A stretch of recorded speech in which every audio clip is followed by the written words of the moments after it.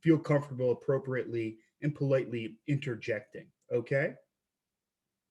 All right, let's dive right in. I want to start with some live footage of a eyewitness lineup here in New York.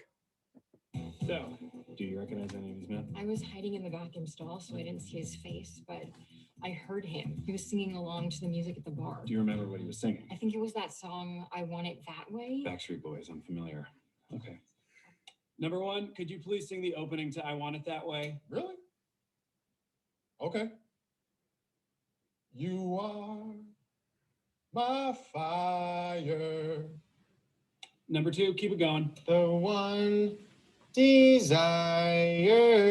Number three, Believe when I say. number four, I want it that way. tell me why. Ain't nothing but a heartache. Tell me why. Ain't nothing but a mistake. Now number five, I never want to hear you say. I want it that way. oh, chills, literal chills. It was number five.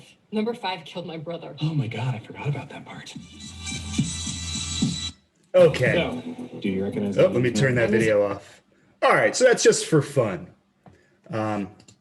Of course, eyewitness evidence is very important to criminal justice system. It's very important to police investigation. It often constitutes the only evidence that police have for an investigation, and it is a very consequential piece of information when introduced in the courtroom. We'll talk a little bit more about what that means, but I want to make very clear at the front end that social and behavioral scientists that have been studying factors that contribute to wrongful conviction, and by wrongful conviction, what I mean are cases in which individuals, predominantly who have been sitting on death row, who have been convicted for capital crimes, have, through testing of DNA evidence, been exonerated, have been demonstrated to be impossible to have been the perpetrator.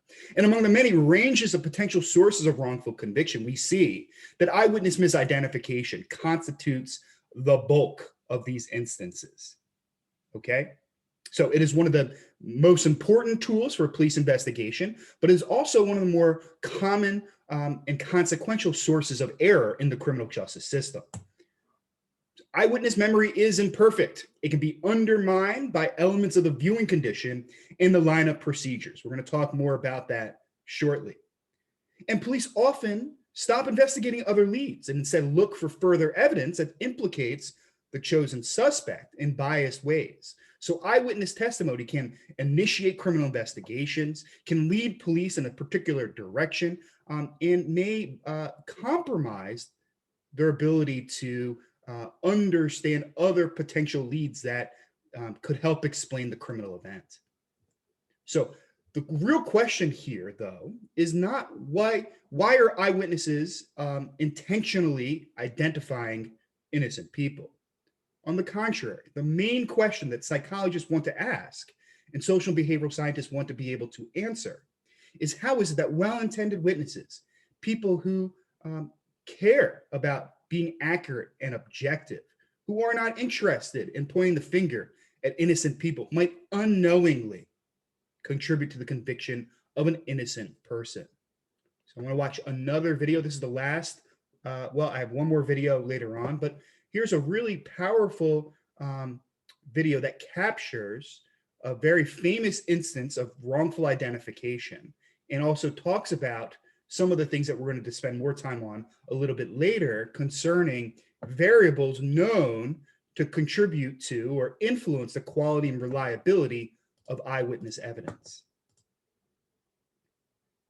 It was early in the morning. I felt something in my room, something brushed my arm.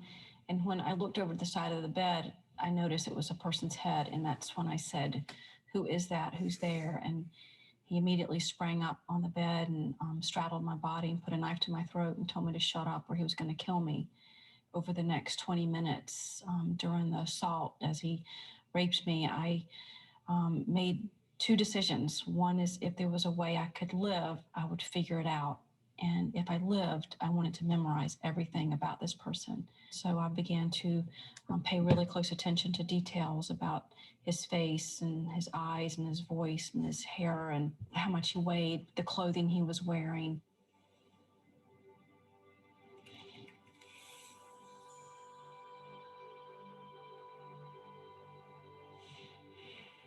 I was convinced that Jennifer would be able to recognize her assailant. She was able to provide a detailed description, not only in terms of his physical appearance, but also what he wore at the time of the assault. It was clear to me that she had an ample opportunity to see him. Coupled with her determination and presence of mind, I was convinced without a doubt that she could identify her assailant. More than 250 convicted prisoners have been exonerated on the basis of DNA testing in the U.S. alone. Eyewitness misidentification played a role in more than 75% of those cases, making it the leading contributing factor to wrongful conviction. But unfortunately, witnesses are often wrong. How can this happen? And is it possible for us to prevent these eyewitness identification errors from happening? We received an anonymous tip that Ronald Cotton not only fit the composite in terms of appearance, but the general description of the assailant. We had his photo on file, and we felt like he could be a good suspect in this particular case and thought that we should do a photographic lineup. Within 2 days, I was asked to come down and look at a photo array. The officer said, we're going to show you 6 photographs. Don't feel compelled to choose any one. The suspect may or may not be in there. When you're in a police department and there's a photo lineup, there's this sense that one of these has got to be their suspect, and it's my job to find him. I began to narrow it down. I could very quickly discount 4 of them, narrowing it down to 2 photographs. According to the records, Jennifer examined the 2 photographs for 4 to 5 minutes. Research shows that memory is highly malleable and that an eyewitness who is uncertain can become much more certain over time. I noticed that she did focus on photograph number 4 for a bit, then moved over to Ronald Cotton's photograph, which I think was number 6, before picking it up and saying that this was the man who raped me. And I wanted to be very confident and very sure, so I took my time. And that's when I held up the picture of Ronald Cotton and said, this is the man who did this. They said, are you sure? And I said, I'm positive. And they looked at me and said, we thought that was the guy. Since the officers present knew that Ronald Cotton was the suspect in this case, it's possible that they unconsciously provided information to Jennifer Thompson. And we do know that Jennifer Thompson's confidence was influenced by the positive feedback that she did receive after making her identification. In laboratory studies, researchers compare groups of participants who received feedback to individuals who did not receive that kind of information in a control group. And what we know is that people who receive feedback, their confidence skyrockets, just like it did for Jennifer Thompson after her identification in this case. And there was this huge relief that washed over me because I had gotten it right. On August 8th, 11 days after the assault, Jennifer Thompson was brought in to view a physical lineup consisting of 7 men. Ronald Cotton was the only lineup participant whose picture had been present in the photo array that Jennifer Thompson saw. And repeating only one individual in multiple procedures increases witness confidence, even when that witness is wrong. And as we walked out of the room, I remember looking at the officer saying, how did I do? Did I do okay? And one of the officers said, you did great. That was the guy you picked out in the photo lineup. By the time she testified in court and identified Ronald Cotton as her assailant, she was 100% certain. Ronald Cotton's conviction was based primarily on the eyewitness identification evidence of Jennifer Thompson. But we know that Ronald Cotton was completely innocent of this crime. He was exonerated based on DNA evidence in June 1995. At the same time, it was learned that another man who was in prison for very similar crime was actually the person who raped Jennifer Thompson. I can remember thinking to myself, if that's wrong, if Bobby Poole raped me and it wasn't Ronald Cotton, then maybe everything I thought was true is not true. Well, she just made an honest mistake. I was lucky that there was DNA evidence. After having the opportunity to serve on the Actual Innocence Commission, I learned so much about memory, how it works. I learned about better practices that law enforcement could utilize as it relates to eyewitness identification. And it was incumbent upon me as police chief to move forward and embrace those recommendations, because I certainly did not want to see this happen again to somebody else like Ronald Cotton. He lost 11 years of his life. I firmly believe because of a faulty eyewitness policy that we had in place in 1984, and something that actually continued to be common practice until 2008 in our state when eyewitness identification reform was made law. Several easy to implement changes to procedures have been shown to significantly decrease the number of misidentifications in the states that have adopted them. The most crucial change to procedures is the double-blind administration of lineups. Double-blind administration is when the officer who's conducting the identification procedure is not aware of which lineup member is the suspect in the case. What's also critical is that the witness in the case is told that the officer doesn't know the identity of the suspect. In addition to double-blind administration, other best practices include proper lineup composition, instructions to the witness, confidence statements, recording the procedure, and sequential presentation. Yeah, we're super close. We go across the country, do work on judicial reform or helping to pass bills or advocating for best practices or just talking to students at college and high school level. We just stay really busy. Okay. That is, of course, a very famous case of wrongful conviction. And it's through these kinds of cases, paired with lab-based studies and archival investigations, that social and behavioral scientists have begun to better understand factors that can contribute to or undermine the quality and reliability of eyewitness evidence. Okay, so social and behavioral scientists, through a investigation of the human mind and the ways in which individuals interact with the criminal justice system, the practices employed by police and how they interview witnesses, how they acquire information from witnesses, are all things that have been studied scientifically, primarily by psychologists, but also by others, in order to better understand how we can improve the value and reliability of information provided by eyewitnesses to a crime. And you can think of the many potential range of variables that could matter into two different buckets, okay? On the left, we have estimator variables. On the right, we have system variables. Estimator variables, as we're going to talk about shortly, are not under the control of the criminal justice system.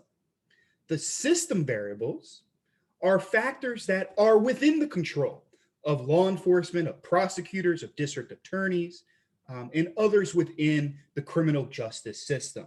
So you can look at on the left here, these estimator variables are factors or conditions under which a witness observes a criminal event that can influence the quality of their memory. Some of these are pretty intuitive.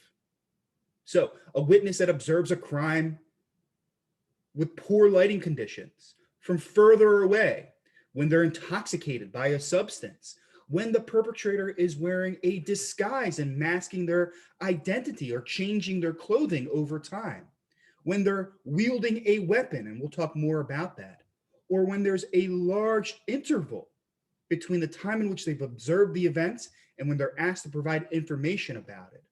These are all factors that can undermine the quality of a witness's memory, right?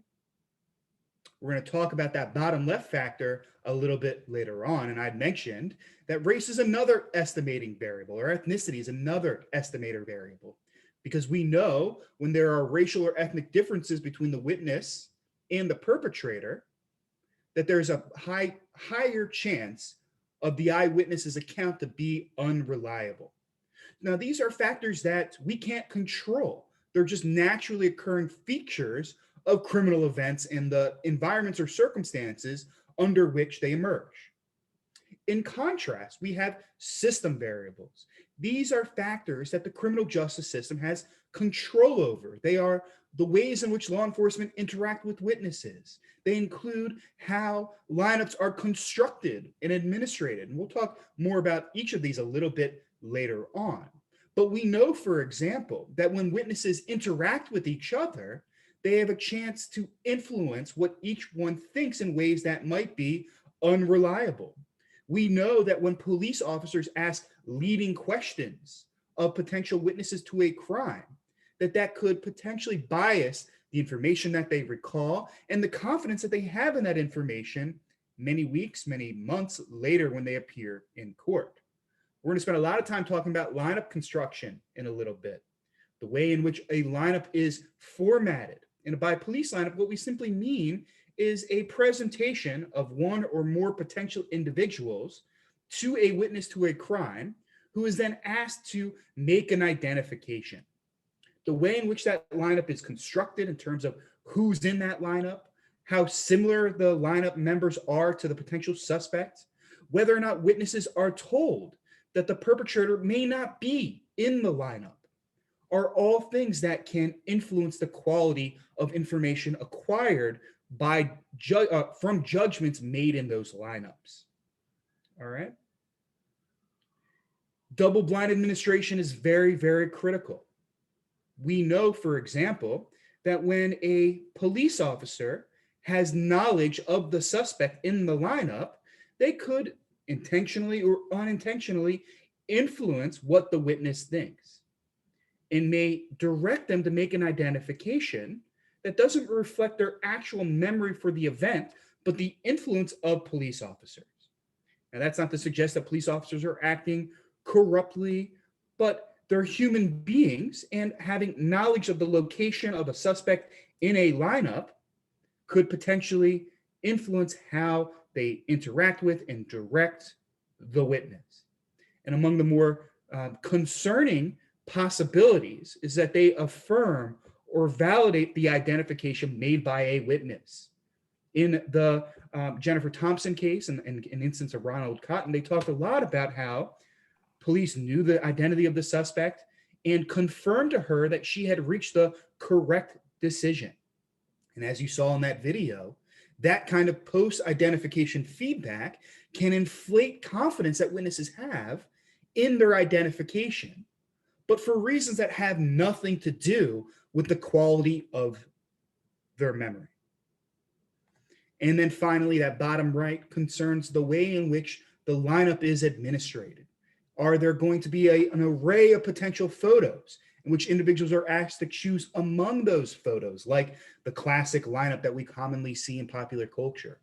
Or are they being presented a photo one by one? That's called sequential presentation. We're going to talk more about that, but we know that sequential lineup presentation is a more accurate way of evaluating memory. In many ways, police interviews and police lineups and identification tasks are tests of memory.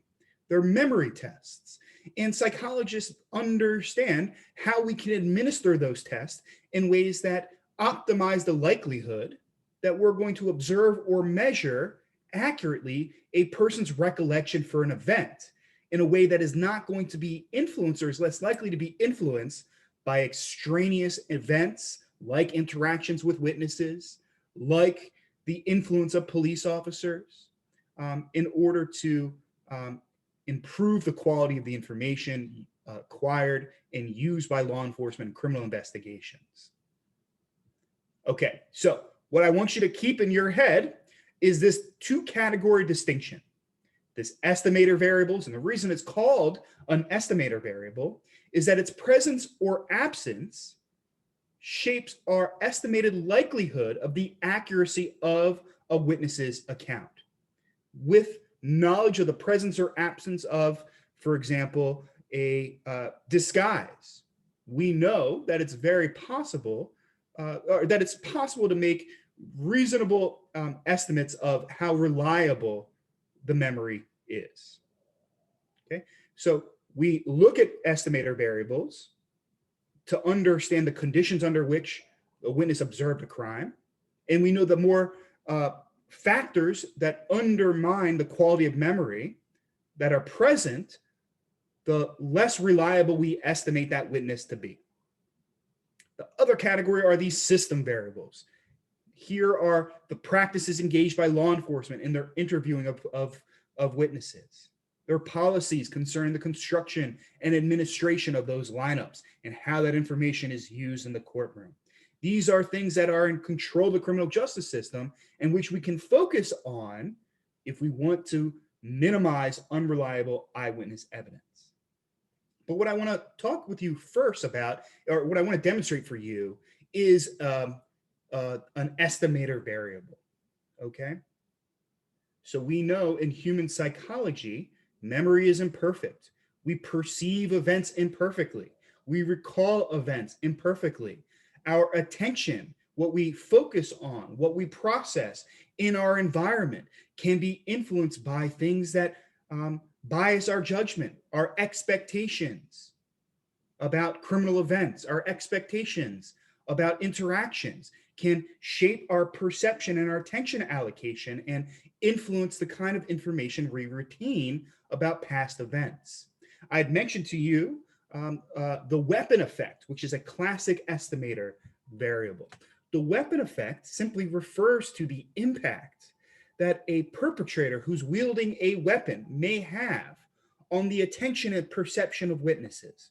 We know from lab-based studies and archival analysis that when a perpetrator is wielding a weapon, that is when they have a gun or a knife or some other object, witnesses, instead of focusing on a person's face, are instead paying attention to that weapon.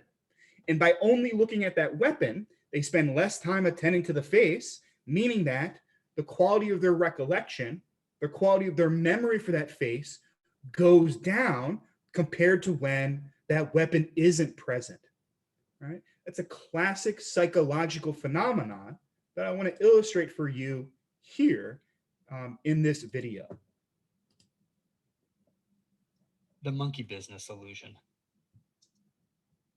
Count how many times the players wearing white pass the ball.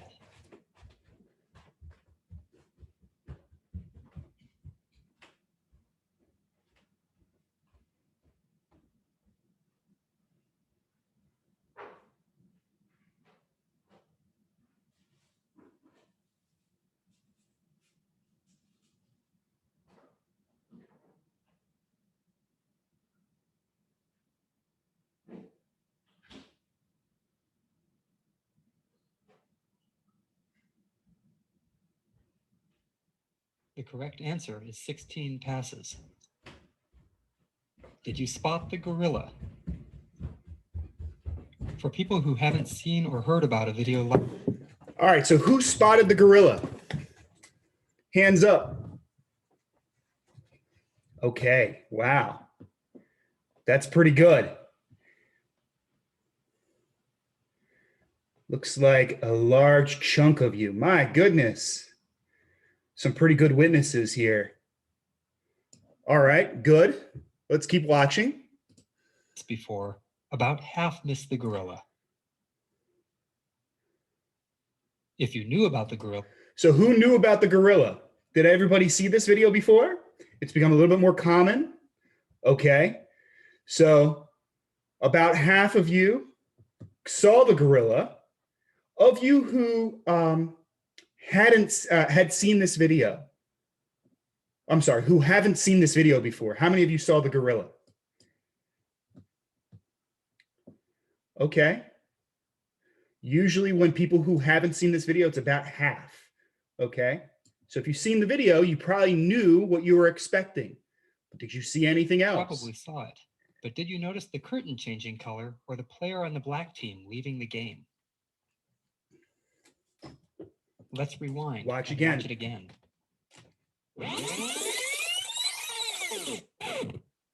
Here comes the gorilla, and there goes a player, and the curtain is changing from red to gold. When you're looking for a gorilla, you often miss other unexpected events. There it is. Okay. And that's the monkey business illusion. So what does this illustrate? What does anybody think? Somebody want to suggest an interpretation of that video? Unreliability of memory. Yeah, how so? How so?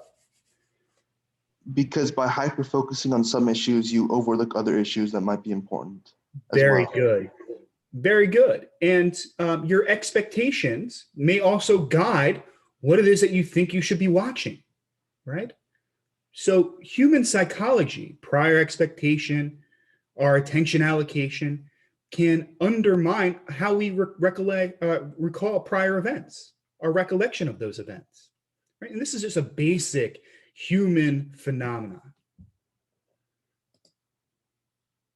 Let me skip this.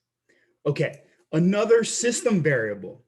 Now, the criminal justice system can't control estimator variables, right? We can't intervene prior to a criminal event and demand that witnesses get a really good view of the event and have perfect lighting and are free of intoxication of any kind of inebriating substance, right? Unfortunately, it's not the minority report. So we can't control these estimator variables. We can control those system variables, all right?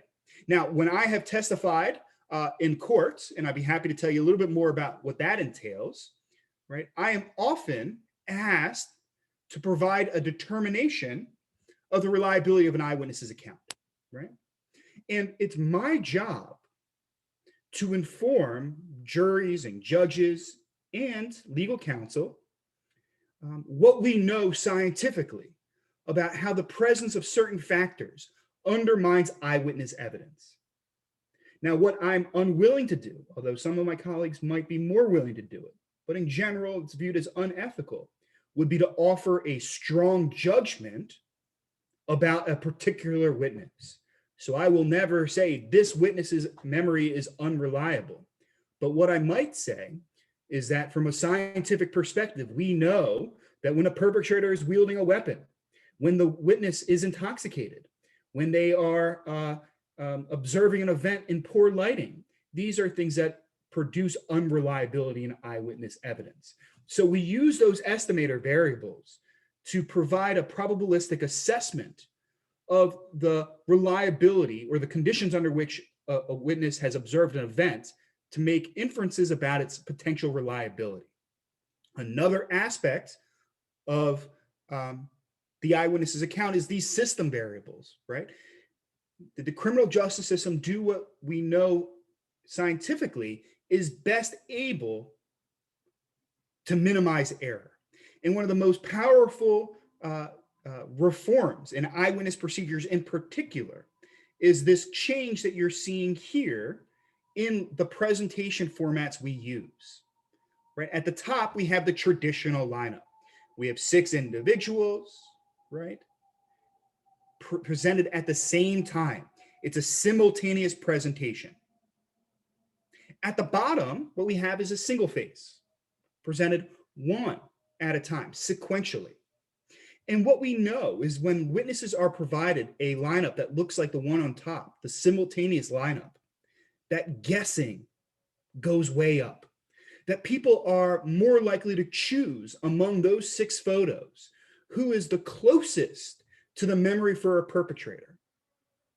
This relative guessing, this photo is relatively more similar to my memory, so therefore I am going to make an identification. That could be highly unreliable. And that guessing behavior goes up when police imply or suggest that the suspect is in the lineup. So when witnesses are asked to make an identification and aren't told that the identity of the perpetrator may have changed over time, or their appearance may have changed over time, and the actual suspect, the actual perpetrator may or may not be present. When witnesses aren't told that, they tend to guess at much higher rates, and that guessing can lead to wrongful identification. We want to reduce guessing. We want identifications to be made with high levels of confidence. And the only way to really do that, or the best way to do that, we find, is by asking people to make a judgment of a single face at a particular moment in time, one at a time. Have you seen this face? Yes or no? And this sequential presentation has a lot of benefits. Here's a relatively classic study looking at witnesses identification under simultaneous or sequential lineup presentation contexts. This is archival data, right? And what we find are very different identification and guessing rates across the two different types of lineups. I want to direct your attention on the right here and look at the two bars on the left of the right side figure. And what you see is a higher rate of identification of suspects in the sequential versus the simultaneous lineup, and a reduced identification of what are called fillers. These are members of the lineup that are known not to be the suspect, that are chosen for the lineup array. So the sequential presentation increases accurate identification and reduces false identifications. And the reason it does that is it reduces guessing behaviors. Right? So this is a really great example of how knowledge of human psychology can inform law enforcement policy in ways that can reduce error and unreliability in the criminal justice system. Okay, sorry, I'm losing my voice. What I'd like to do next is share with you a series of studies. As soon as I get my voice back, very sorry. That investigate the interaction between both an estimator and a system variable. I'd asked all of you to read this ahead of time, so hopefully you're able to do so. If not, that's not a problem. We'll go through it together. Excuse me. So in this line of work, we were interested in what is called the cross-race effect. The cross-race effect refers to this phenomena in which people really struggle to recognize the faces of individuals who are of a different racial or ethnic group. We're really good at remembering faces of individuals that are like us, that look like us, that spend time around us, but really poor at doing it in the case of cross-racial faces. Now, evidence of this effect is pretty robust. We find in lab studies and archival analysis that people are 1.4 times more likely to correctly identify somebody of the same race, but 1.56 times more likely to falsely identify somebody of a different race. These observations are pretty consistent across many different contexts and cultural contexts and nationalities and racial and ethnic groups. Okay, we see it in field experiments and in archival analysis of actual data from actual law enforcement and police departments.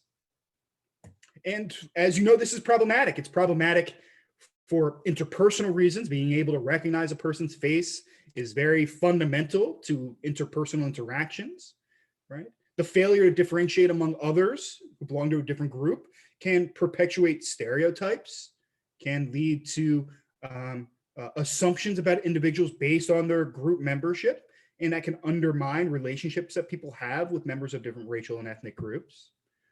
But for the purposes of our talk, our concern primarily is how this can undermine eyewitness evidence. And as we saw earlier, about 70 to 75% of instances of DNA exoneration have involved individuals convicted based on an eyewitness identification. 30%, so about 45% of that 75%, but 36% of the overall number of DNA exonerations involve cross-racial identification. So this is one of the most common factors contributing to eyewitness error. Right. Now, psychologists have been studying face recognition for many decades, right? And what they find is that is associated with improved recollection and recall of the face of other individuals depends on individuation. Right?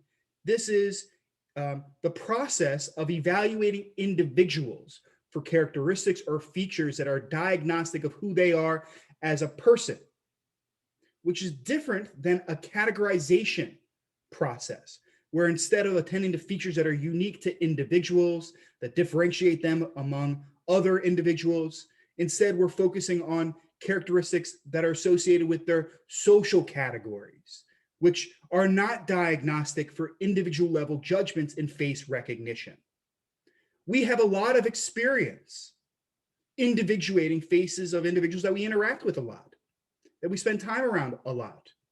So we're able to attend to the nuances and the differences in the characteristics and facial configuration of people that we spend a lot of time around.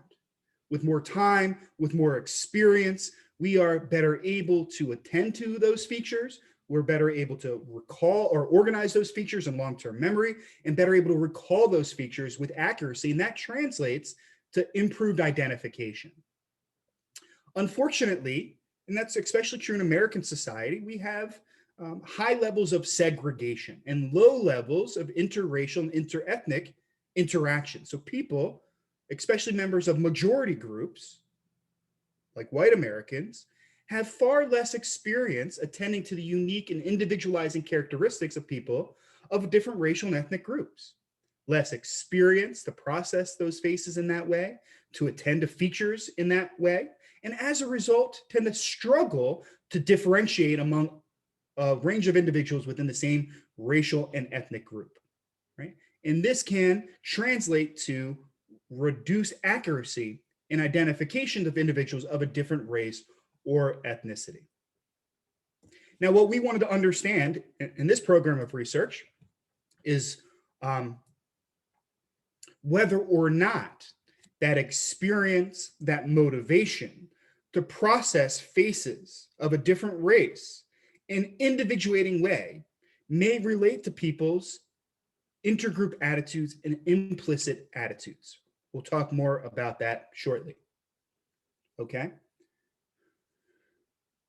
We also were interested in examining this across the two different lineup contexts.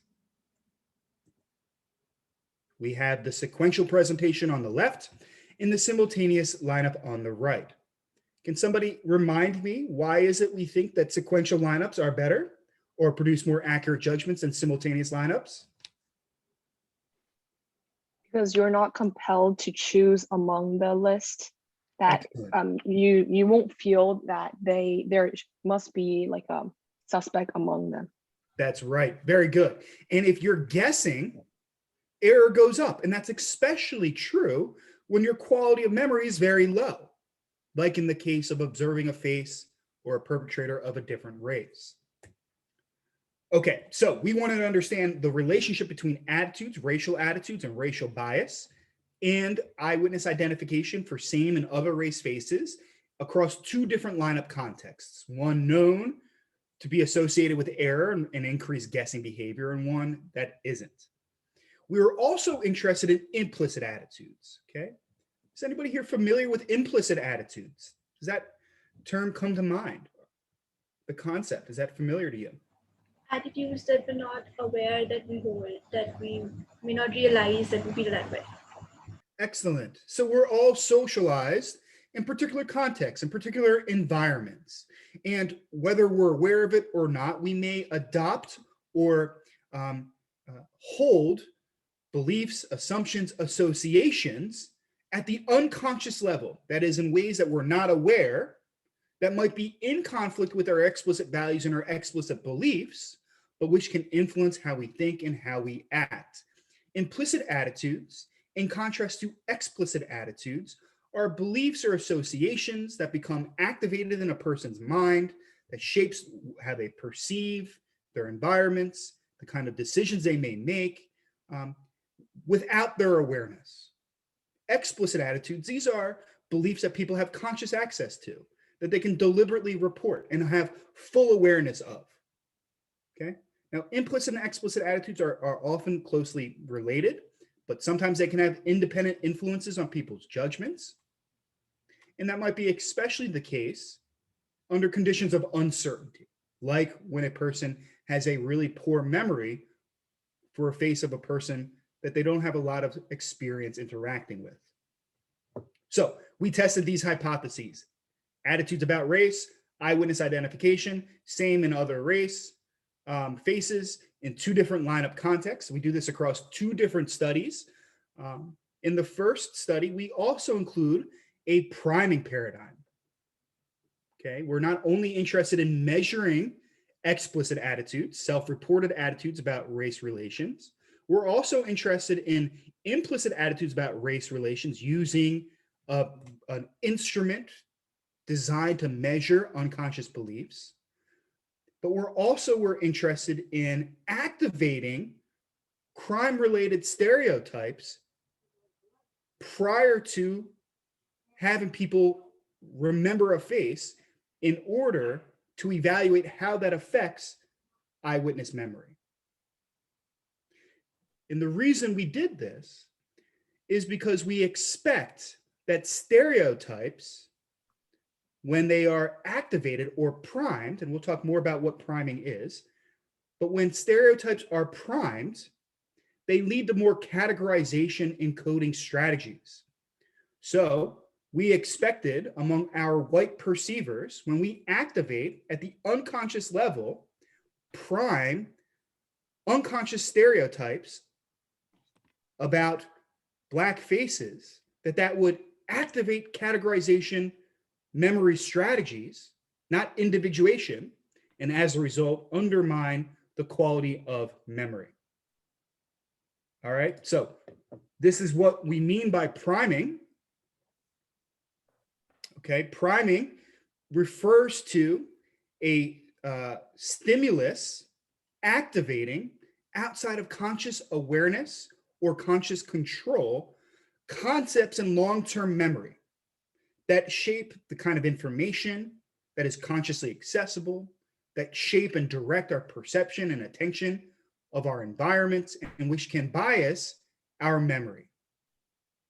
And what we did is we built a paradigm that's based off of prior work, showing that the activation of these stereotypes can lead to all kinds of biases. And what we asked people to do is participate in a memory priming paradigm. Before they were presented with faces and asked to recall those faces and make judgments in a lineup. Before the encoding stage, we primed at the unconscious level crime-related stereotypes. And these are the images that we used. And the way participants experienced it is that they saw on their screen a cross in the center of their screen, and they were told that they were going to have to identify which quadrant they're seeing flashes, right? So if they see a flash on the top left, they're told to type that key. And we had 2 groups. We had one group who only saw flashes that look like that bottom right image, which is just a masking image. It's a noise image, just a bunch of static, right? So that is not, doesn't carry any substantive information. It has no psychological relevance. But another group, those flashes that they're seeing on the screen are actually subliminal primes of those crime-related images that you see right there. And we pilot tested this extensively. And what we found is that people weren't aware of what those images were, but it was affecting them psychologically. And what we wanted to know is whether or not that would bias interpretation and recollection of the faces of other individuals. I won't spend too much time talking about how we construct our lineups. If you're interested in how we created these lineups and the steps taken, be happy to answer those questions. If you read the paper that we assigned, that is described in the methods and also in the supplemental materials. But this is what the experiment looked like. We had 2 blocks. So they were asked, so the 2 blocks included faces that were either of Black suspects or of white suspects. Now, all of our participants are white people. So for the faces, for the white faces, that's a same race judgment. For Black faces, that's an other race judgment. So they did this separately. They did it separately for Black faces and for white faces. And this is what the stage looked like. They were presented with 6 different photos during the encoding stage. This is what the photo would look like to them. They were given 3 to 5 seconds to observe it, and they were told to try to memorize it. Then we had a distracting task. This is where we manipulate the retention interval, the time between their observation and their recollection. Okay. And then they were asked to make a judgment. Have you seen this face before? Right. Now, in this recall stage, they had seen 5 targets during the encoding stage. So that says 6, but of those 6, 5 are selected for this stage. And of the 5 that are selected, 2 of those faces were swapped for someone we chose to be highly similar, but different from the original face. So for this face here, this is our target. We pilot tested a range of photos and found one that people think looks highly like this person. And during the recall stage, we swapped a subset of those targets with those faces. Those are our innocent suspects. Those are our Ronald Cottons. These are some of the more unfortunate individuals in our criminal justice system. They're people who look like but are not the suspect. And we wanted to know, do those racial attitudes predict those false identifications? Does this priming paradigm, this here, which precedes this stage, influence eyewitness identification? Okay. Any questions about this before we talk about the results? Yeah, can I ask a question real quick? Absolutely. So I know that Harvard University have this kind of like implicit racial test or like implicit That's right. test, and I personally have taken the test, and I'm just wondering if the participants consciously suppress like this kind of racial attitude, would that contribute to like a more biased judgment when they're being like yes, great answer. And the answer is yes. And I'm going to show you evidence here indicating that those who have racial bias are less reliable and accurate in their identification. And so if we can minimize individuals' willingness to make judgments under biased circumstances and motivate them to think in more individuating ways, in ways that bias often prevents, then we might be able to minimize the effect of racial bias on eyewitness error. Good question. Okay, yes. So just one more thing that I want to ask. So do you really think that the implicit racism test or like this kind It's of not an implicit racism test, it's a measure of implicit associations. Test really measures like how an individual how an individual view like towards other race?